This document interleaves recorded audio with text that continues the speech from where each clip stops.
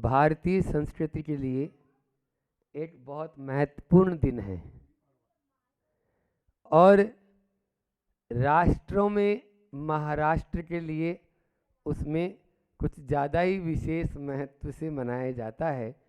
आप लोगों के चेहरे भी प्रातःकाल से ही मैं देख रहा हूँ कुछ खिले खिले नज़र आ रहे हैं। जब कुछ नया जीवन में घटित होता है तो मन प्रसन्न हो ही जाता है, या मन को प्रसन्न करने के लिए जीवन में कुछ नया गठित करना चाहिए। वर्ष तो नया हो और ढर्रा पुराना तो उत्कर्ष कैसे होगा। आज चैत्र शुक्ल एकम का यह पावन दिन है, लेकिन क्या करें, भारतीय शिक्षा प्रणाली या विदेशी शिक्षा प्रणाली ने हमारी उस प्राचीन भारतीय शिक्षा को ही तहस नहस कर दिया और हमारी संस्कृति से ही हमें बहुत दूर ले जाके खड़ा कर दिया। यदि आज आप अपने ही बच्चों से पूछो, क्यों बढ़ जाता जी, कि चैत्र कब आता है, वो इधर उधर देखेगा, चैत्र दादा ये क्या होता है, ये क्या होता है, वो ये और पूछ लेगा। उसको बोलेंगे जनवरी कब आती है, तुरंत फट से मुठ पे बता देगा। लेकिन क्या करें, बलिहारी इस शिक्षा प्रणाली की जिसने हमें अपनी ही संस्कृति से हजारों कोस नहीं लाखों कोस दूर ले जाके खड़ा कर दिया। बोलो, जो हमारा मूल था उसी को भुला दिया। क्या ये शिक्षा है? क्या आप इसको शिक्षा मानते हो? मैं तो इसको कभी भी शिक्षा मानने के लिए तैयार नहीं होऊंगा जो हम अपने संस्कारों से हमें अपनी संस्कृति से दूर कर दे। ऐसी शिक्षा नहीं, शास्त्र विद्या या विद्या सा विमुक्ति, ये हमारी शिक्षा का मूल लक्ष्य था। और ये तभी हो सकता है जब हम भारतीय संस्कृति को जानेंगे, पहचानेंगे। विगत दिनों में मैंने उन्हीं इतिहास के बारे में कि इतिहास को बचाएंगे तभी आगे हम अपना इतिहास रचा पाएंगे। और वैसे भी ये महीना बहुत पवित्र महीना माना जाता है। आप देख रहे हैं इस चैत्र के महीने में, जैसे अभी शैलेश भाई ने बताया ना, ये तो 16 दिन का पटवाड़ा है, तो और ज़्यादा महत्व बढ़ जाता है। और इस शुक्ल पक्ष में अपने जिनके शासन में हम सब जी रहे हैं, ऐसे भगवान महावीर स्वामी का जन्म हुआ और भगवान राम का जन्म हुआ, भगवान हनुमान का जन्म हुआ। और ये हुंडा अवसर्पणी काल का दोष मानता हूँ मैं, नहीं तो आदिनाथ भगवान को भी इसी 9 वर्ष में ही आज से के बाद ही होना था, लेकिन वो 9 दिन पहले हो गए। आपके आज 5-6 दिन पहले ही चैत्र कृष्ण नवमी के दिन उनका जन्म कल्याण भी आप लोगों ने बहुत धूमधाम से मनाया। और तभी से आदिनाथ से महावीर जयंती तक सारे देश में अब बहुत प्रोग्राम, बहुत कार्यक्रम होने लगे हैं। अपने तो यहाँ रोज़ ही भट्टामर चलता है, लेकिन अभी 15-15 दिन के लिए कुछ लोगों ने वो भी शुरू किया, नवमी से लेके 13 तक हम भी ऐसा करेंगे। इस प्रकार से और एक बात बता दें, चैत्र का महीना और पवित्र हो जाता है। अभी आज हमने दिमाग दौड़ाया तो हमारे महाराज श्री जी का जन्म भी इसी चैत्र शुक्ल के महीने में ही हुआ है। बोलो, बैठे यहाँ पर बढ़ जाता जी, ठीक है। तो इस प्रकार से निश्चित रूप से यह पवित्र दिन है।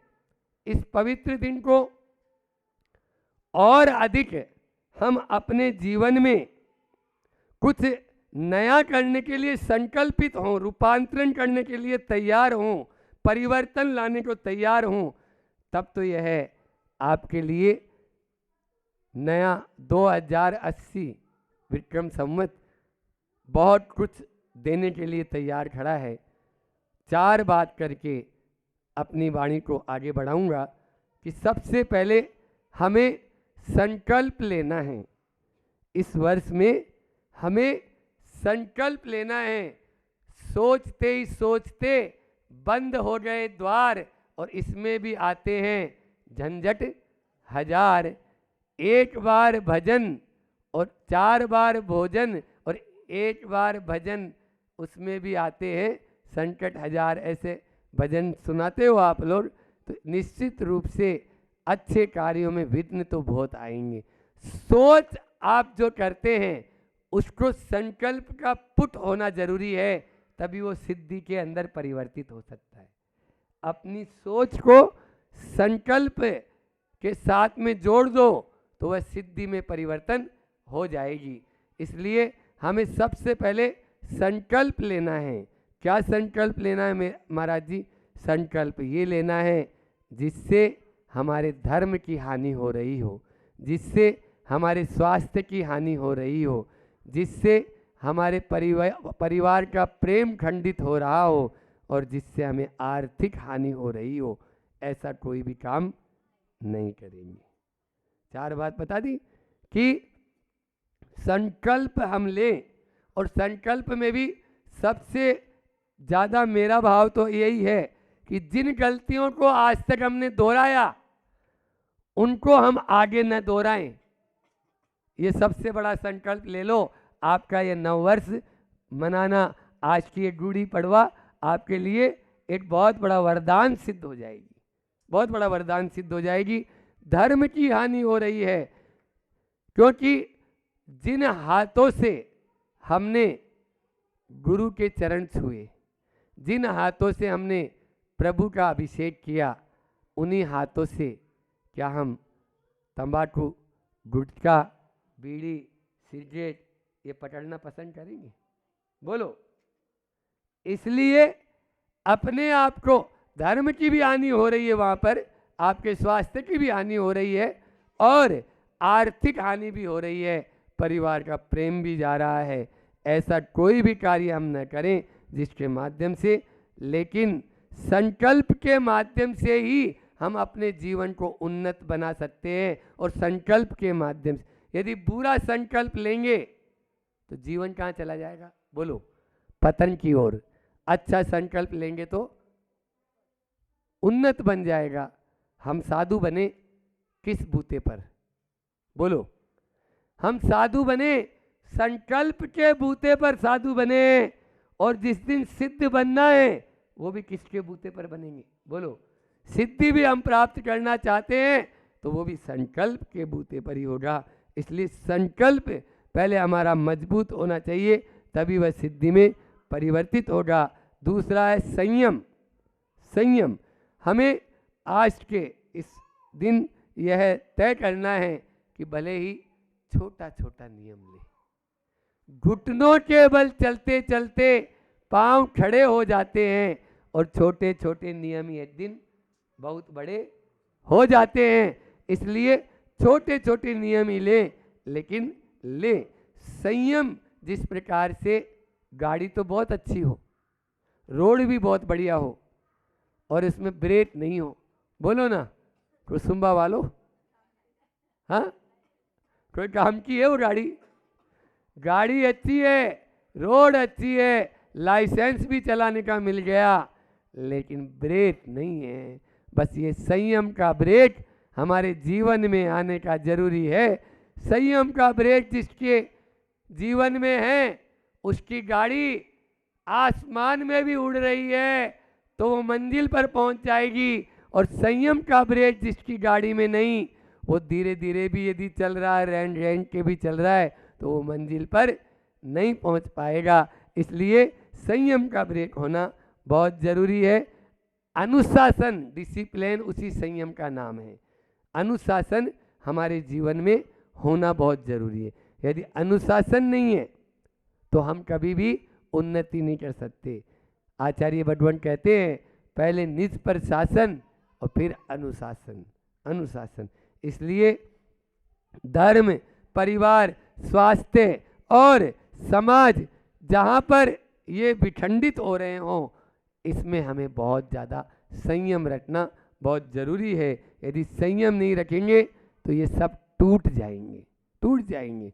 आज आप देख लीजिए, यदि बीमार पड़ते हैं, अभी मैंने बताया इसके पहले संकल्प है ना, स्वास्थ्य को यदि आप अपना अच्छा रखना चाहते हो तो सबसे पहले आपको क्या करना पड़ेगा? संयत रहना पड़ेगा। यदवा तदवा खाएंगे तो कभी आप ठीक रह पाएंगे? कुछ नहीं। अब मान ली शुगर की बीमारी, बोलते क्या बोलते, हाँ शुगर की बीमारी है, और आराम से उसको रसगुल्ला खिला रहे, खा रहा है, तो क्या होगा, और ज़्यादा बढ़ जाएगी। इसलिए संयम और संकल्प इन दोनों को याद रखें। फिर उसके बाद में तीसरा स दे देते हैं, सकारात्मक सोच। आज वर्ष का यह प्रथम दिन और इसमें आपको यह संकल्प लेना है कि मैं अपनी सोच को सकारात्मक सोच सब समस्याओं का समाधान है, और नकारात्मक सोच अपने आप में बहुत बड़ी समस्या है, अपने आप में बहुत बड़ी समस्या है। इसलिए बी पॉजिटिव, हमेशा अच्छा सोचें। लेकिन आज का इंसान गलत ही सोचता है। एक बार ऐसा हुआ, एक नौकरानी थी, बरसात का मौसम। अब वो नौकरानी सोची कि बरसात में जाऊंगी घर पे तो भीग जाऊंगी, तो इसलिए मालकिन का कोट निकाला, रेनकोट, और पहन के जाने लगी। अब रेनकोट पहन लिया और जा रही थी, उधर से गाड़ी से मालकिन आ रही थी। उसने बोला ये कोट तो अपना है। ये बोले क्या है, तुम मेरा कोट पहन के आ गई? तो बोले नहीं, साड़ी भी आपकी पहन के आई हूँ।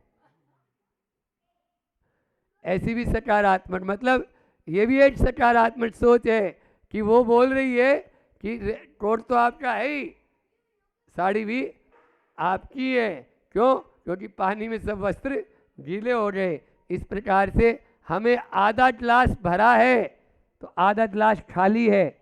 आपके ऊपर नजरिया आपका है कि आप आधा गिलास भरे पर दृष्टि रखते हो या आधा गिलास खाली पर। हाँ, आदमी क्या करता है, एक बार ऐसे ही रोड के ऊपर एक व्यक्ति जा रहा था। अब उसको एक साइकिल वाले टक्कर मार दी थोड़ी सी, वो गिर गया तो थोड़ा सा हाथ पांव छिल गए। इतने में वो उठकर उस साइकिल वाले को धन्यवाद देने लगा, शाबाशी देने लगा।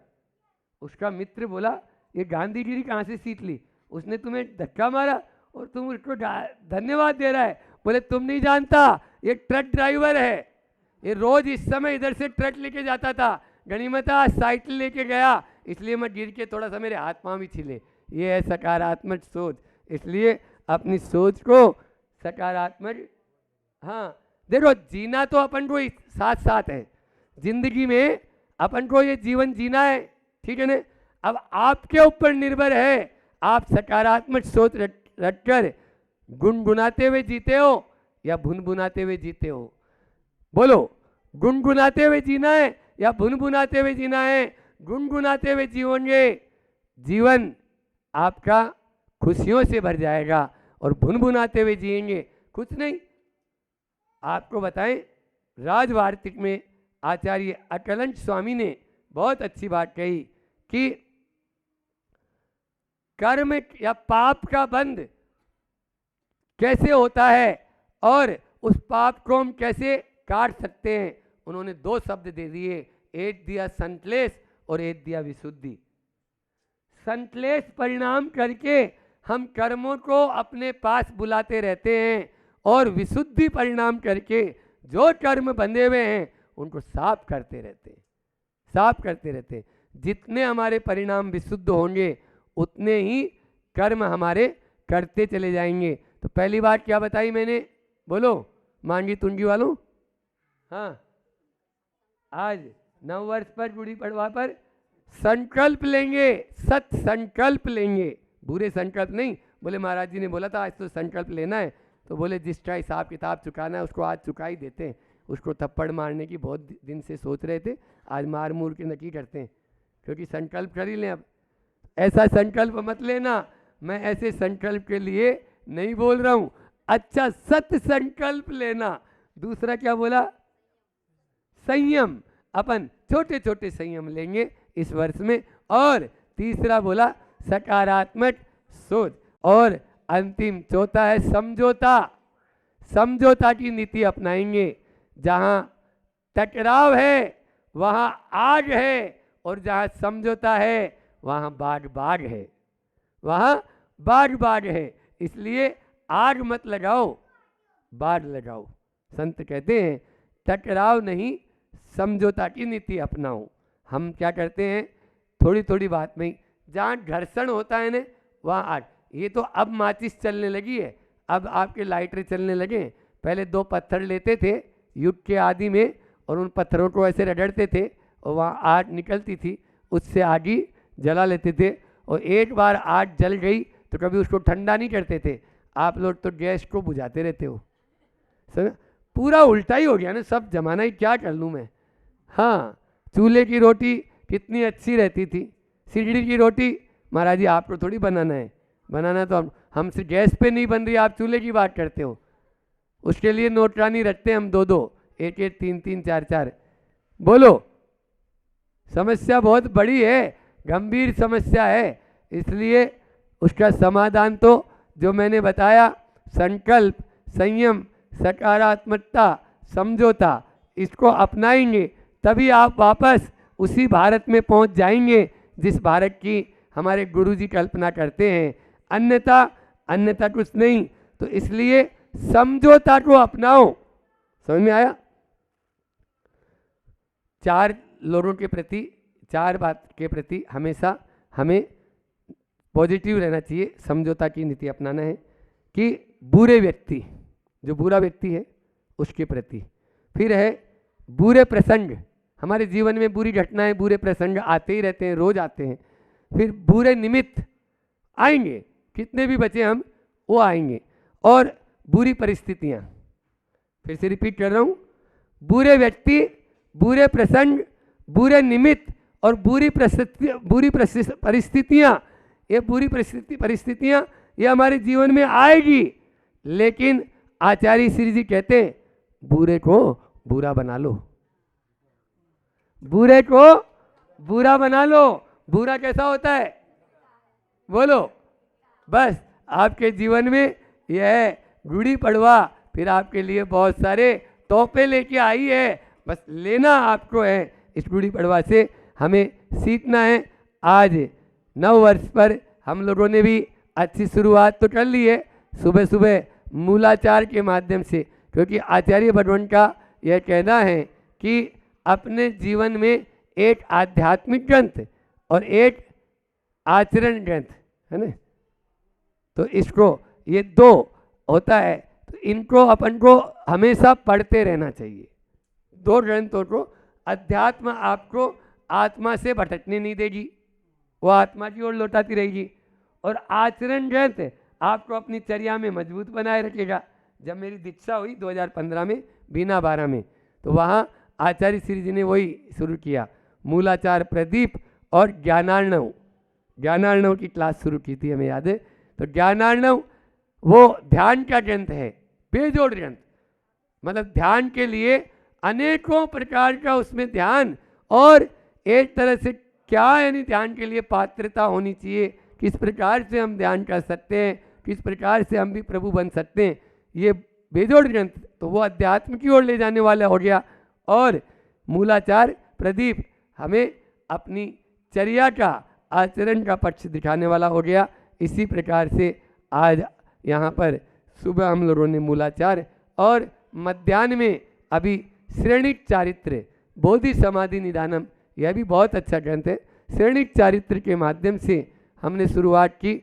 बंधुओं, गलती होना पाप नहीं है। क्या बोला? गलती होना, क्योंकि इंसान है, गलती होगी, ठीक है ना। लेकिन जो गलती को गलती मानकर उसमें सुधार न करे, वो इंसान नहीं, हैवान बन जाता है, वो हैवान बन जाता है। तो इसलिए हमारे ये जो राजा श्रेणिक थे न, आप उनके चरित्र अभी पढ़ेंगे तो बिल्कुल रोंगटे खड़े हो जाएंगे।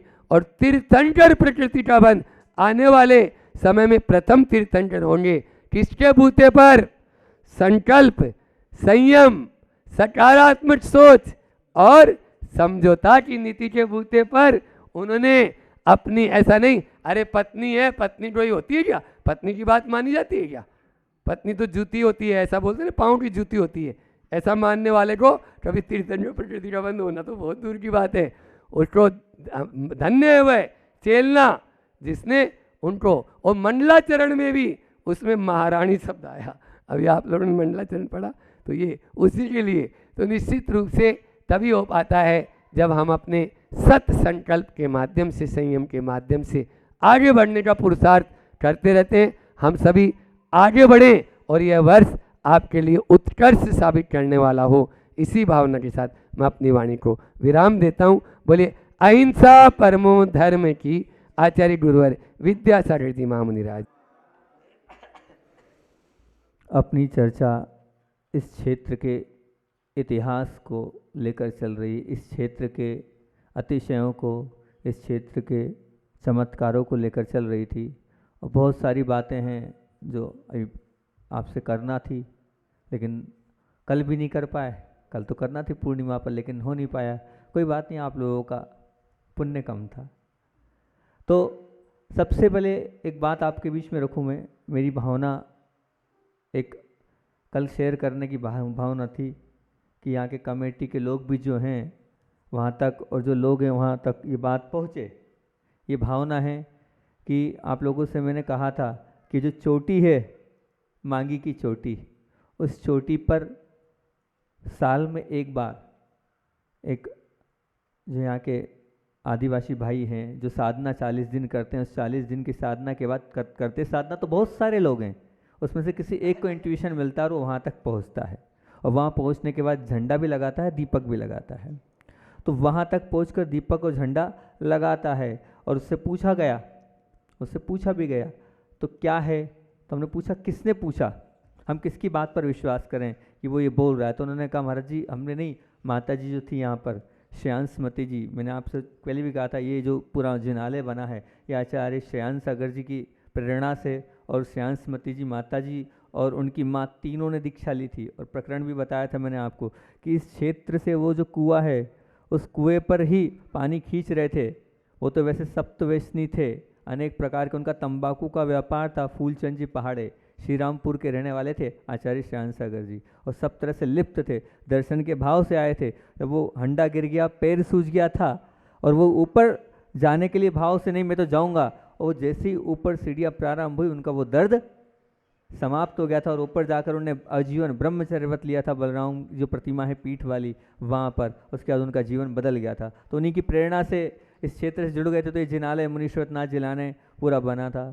तो अब उन्हीं माता जी ने उनसे पूछा था, वो जो जिसको भी इंट्यूशन मिलती है ऊपर जाने, क्योंकि हर कोई ऊपर चढ़ नहीं सकता है, जिसको मिलती है ऊपर से आज्ञा वो ही उस पहाड़ पर चढ़ सकता है। तो उन्होंने कहा था कि ऊपर क्या है, बोले चरण चिन्ह है, एक छोटी सी गुफा भी है, 2 पेड़ हैं और एक मोगरे का भी पेड़ है, और साथ साथ में उनका कहना एक प्रतिमा भी है, एक वहाँ पर प्रतिमा भी है, गुफा भी है। और बोले स्थान कितना है, तो बोले 200 फीट, तो लगभग ऊंचा है ही वो, और वहाँ स्थान 300 फीट लंबा और 75 फीट चौड़ा वो पूरा प्रांगण हैगा। उस प्रांगण में ये सब कुछ वहाँ पर स्थापित है।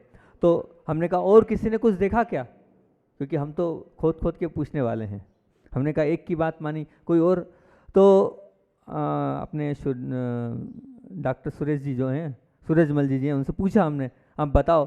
तो उन्होंने कहा एक टीम आई थी कुछ वर्ष पूर्व, जो ट्रैकिंग वाली टीम थी, क्योंकि उस पहाड़ पर हर कोई नहीं चढ़ सकता है, उस पहाड़ पर हर कोई नहीं चढ़ सकता है। ट्रैकिंग वाली टीम आई थी और बहुत सारे पूरा 30-40 लोगों का वर्ग आया था।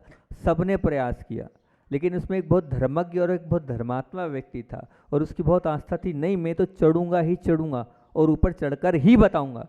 वो बहुत आस्था के साथ प्रयास किया उसने। सुबह से शाम हो गई, थोड़ी पहाड़ी बची थी, और वो शाम तक वहाँ पहुँचा, रात हो गई।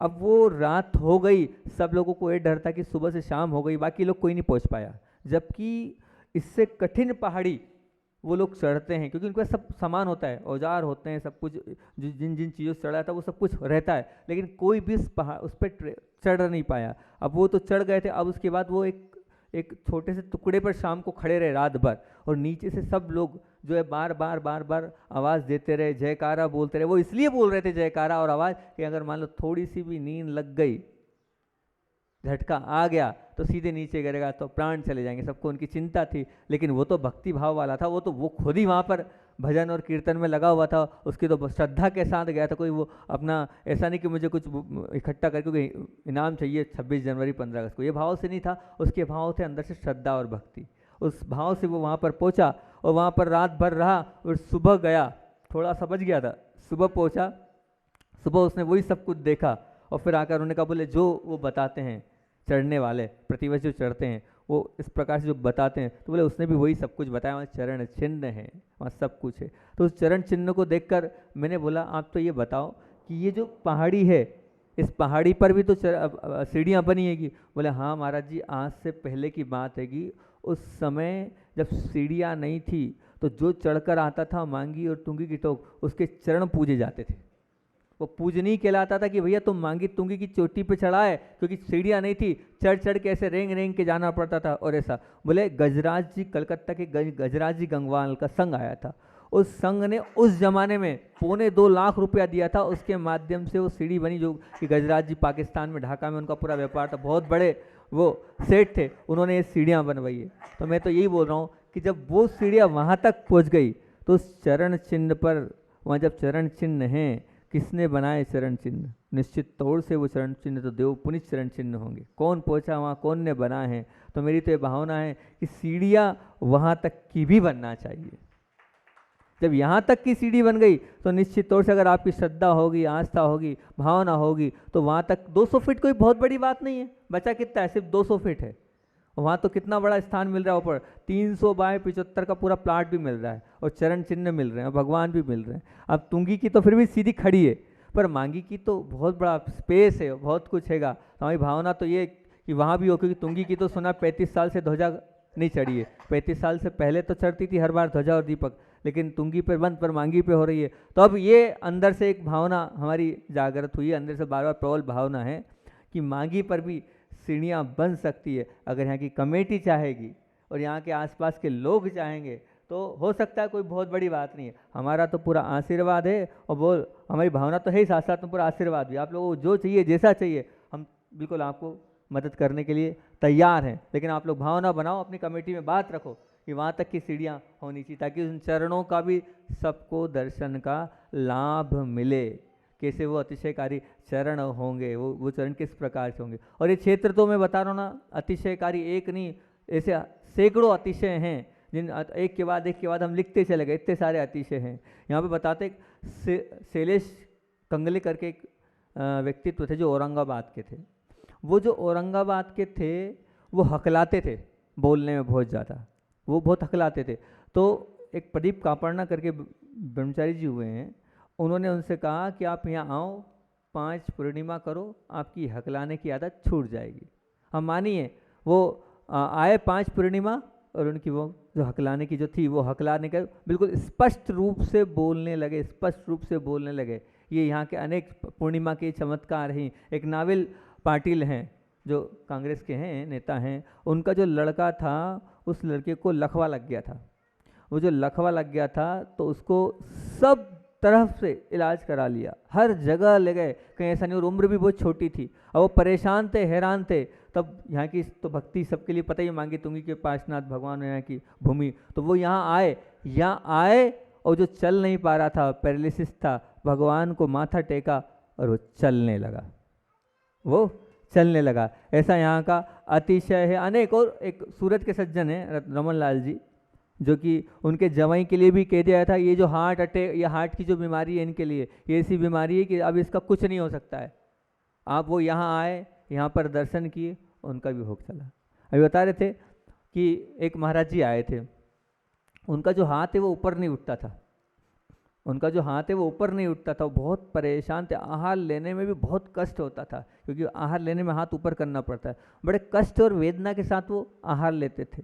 अब वो जो यहाँ आए, यहाँ आने के बाद पांचनाथ भगवान की वेदी में ही सामायिक करते थे, वहीं रहते थे, पूरा समय वो करते थे।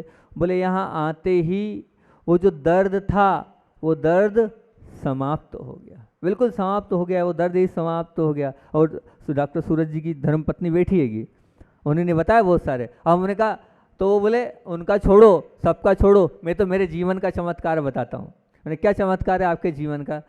तो बोले महाराज जी ऐसा है, बोले मुझे 30 साल से डायबिटीज़ है, और 30 साल से मुझे डायबिटीज़ है, और डायबिटीज़ का पेशेंट हूँ मैं, पर धर्म के प्रति बहुत आस्था है। मैं 10 लक्षण को कोई औषधि नहीं लूँगा, मैंने नियम ले लिया। घर वाले समझा रहे, बच्चे हैं, धर्मपत्नी हैं, वो तो मोही है, वो तो समझाते लो लो लो, लेकिन बोले मैंने जो है त्याग कर दिया। अब 11वें दिन ये स्थिति हो गई कि चक्कर खा के गिर गया मैं। अब जब गिर गया तो बोले मुझे धूलिया ले जाया गया, वहाँ डॉक्टरों ने स्पष्ट मना कर दिया। और फिर एक डॉक्टर ने लिया, ट्रीटमेंट किया, 700 शुगर, और 700 शुगर, उसके बाद किडनी, बोले पूरी इन्फेक्ट हो गई किडनी, इनको आपको बाहर ले जाना पड़ेगा, रिपोर्ट कराओ। बोले वहाँ से यहाँ लाए, और यहाँ आके सिर्फ मैंने भगवान के चरणों में भीख मांगी कि सबको करता है और मैं तेरे यहाँ बैठा हूँ, हे पार्श्वनाथ भगवान, और मैं ही अधूरा हूँ, तो ये कैसी, मेरी भक्ति में कौन सी कमी है, मेरी आस्था में कौन सी कमी है। अब बोले ये बोला, और बोलने के बाद अगले दिन फिर रिपोर्ट कराई, तो वो जो किडनी का इन्फेक्शन था 2.5 रह गया, वो जो किडनी का इन्फेक्शन था बोले 2.5 रह गया। जो डॉक्टर था वो आश्चर्यचकित हुआ, क्या किया तुमने, हो ही नहीं सकता है। लेकिन जिसकी श्रद्धा आस्था होती है वो तो निश्चित मान के चलना, उसका अपने आप सब भला होता ही चला जाता, होता ही चला जाता है। क्योंकि प्राचीन प्राचीन प्रतिमा यहाँ पर है, संवत 651, अगर हम उसको उसको अगर विक्रम संवत माने या अगर वीर संवत माने तो क्या मतलब 651, अभी चल रहा है 2549 वीर, तो लगभग 1900 वर्ष पूर्व। और अगर विक्रम संवत माने, क्योंकि वहाँ पर क्लियर नहीं हो रहा वी है विक्रम वीर, तो माने तब भी 1500 वर्ष पूर्व की हो गई वो प्रतिमाएं। इतनी प्राचीन प्राचीन 1900 वर्ष पूर्व की प्राचीन प्रतिमाएं हैं यहाँ पर, ऐसी प्रतिमा। क्योंकि हमने आपसे उस दिन भी कहा था कि यहाँ पर अभी ये सब कुछ तो अभी बना है, ये स्थान तो जो बना है ये अभी बना है, क्योंकि यहाँ से पास में जो स्थान था मुल्लेर, वो जो मुल्लेर गांव में ही धर्मशाला थी, वहीं पर बड़े बड़े मंदिर थे, वहीं पर पूरे लोग आते थे और वहीं रुकते थे, और वहीं से जो है यहाँ आते थे। लेकिन वहाँ आग लगी, जो फिर वो पूरी धर्मशालाएं सब कुछ समाप्त हो गया। लेकिन फिर भी वहाँ पर जो है एक धर्मशाला बची थी जिसमें विद्यालय चल रहा है, और एक घर जो कि भट्टारक जी थे ईडर से इस पूरे क्षेत्र को चलाते थे, उनका वहाँ पर भवन बना हुआ था जिसमें वो रहते थे।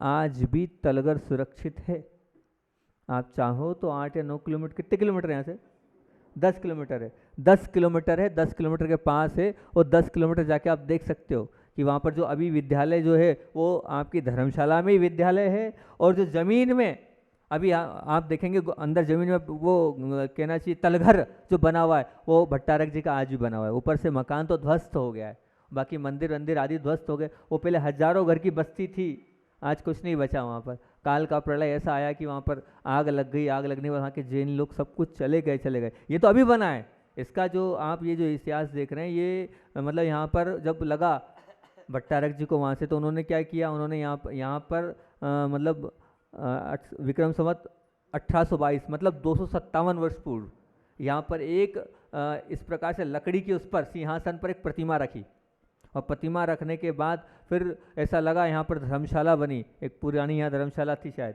और धर्मशाला बनी। और फिर उसके बाद फिर एक यहाँ पर जो पार्श्वनाथ भगवान है, इस पार्श्वनाथ भगवान को विक्रम संवत 1870 मतलब आज से 209 वर्ष पूर्व जो है वो यहाँ पर मंदिर का निर्माण हुआ। फिर 164 वर्ष पूर्व पार्श्वनाथ भगवान की प्रतिष्ठा हुई।